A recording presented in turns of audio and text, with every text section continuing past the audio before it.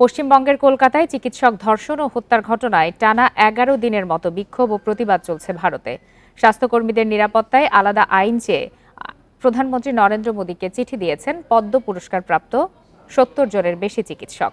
চিঠিতে স্বাস্থ্যসেবা কর্মীদের বিরুদ্ধে সহিংসতা মোকাবেলায় দ্রুত একটি বিশেষ আইন প্রণয়ন এবং চিকিৎসা কেন্দ্রগুলোতে উন্নত সুরক্ষা প্রোটোকল বাস্তবায়নের দাবি জানান তারা। চিকিৎসকরা কর্মবিরতি পালন করায় সরকারি হাসপাতালগুলোতে বহির্বিভাগের পরিষেবা ব্যাহত হচ্ছে। প্রিয় নম্বর সেট করে বিকাশে সেন্ড মানি করুন ফ্রি। এ বিষয়ে আরো বিস্তারিত জানাতে এই মুহূর্তে পশ্চিমবঙ্গের কলকাতা থেকে যোগ দিয়েছেন সহকর্মী দেবপ্রসাদ অধিকারী। দেবপ্রসাদ অধিকারী, শুরুতে একটু জানতে চাই যে চিকিৎসকদের ধর্মঘটের কারণে কি ধরনের ভোগান্তিতে পড়েছেন রোগীরা?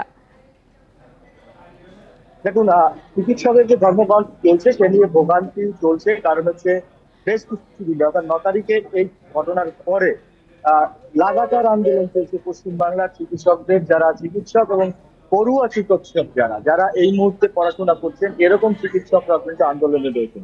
এই আন্দোলনের ফলে যেহেতু আউটডোর বিভাগ অর্থাৎ চিকিৎসার যে আউটডোর বিভাগ, সেই আউটডোর বিভাগ সম্পূর্ণরূপে বেশ কিছুদিন বন্ধ ছিল, সাময়িকভাবে চালু করছে, আবার বন্ধে থাকছে। অর্থাৎ এর ক্ষেত্রে যে ধরুন যারা চিকিৎসা নিতে আসছেন তারা সমস্যায় করছেন এবং অনেকটাই সমস্যা করছেন।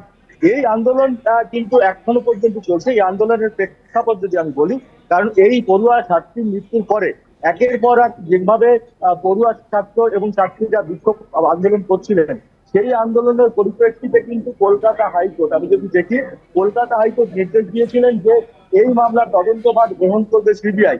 সিবিআই তদন্তভার গ্রহণ করার পরেও কিন্তু মামলার অগ্রগতি হয়নি, এরকম দাবি করে পড়ুয়া এবং ছাত্রছাত্রী আন্দোলন চালাতে থাকে এবং ডাক্তারি পড়ুয়ারা এই আন্দোলন চালানোর পরে একটা সময় দেখা যায় পশ্চিমবাংলার যে সমস্ত নাগরিক অর্থাৎ মহিলারা, আপনি জানেন যে মহিলারা রাতে বা ১৪ই আগস্ট রাতে কলকাতা দখলের ডাক দিয়েছিলেন, কলকাতা না শুধু রাজ্যের বিভিন্ন শহর দখলের ডাক দিয়েছিলেন, এবং তার পরিপ্রেক্ষিতে এই মুহূর্তে আজকের যে কর্মসূচি রয়েছে, যাতে ইতিমধ্যে কিছুক্ষণ আগে কলকাতা হাইকোর্টের যারা আইনজীবী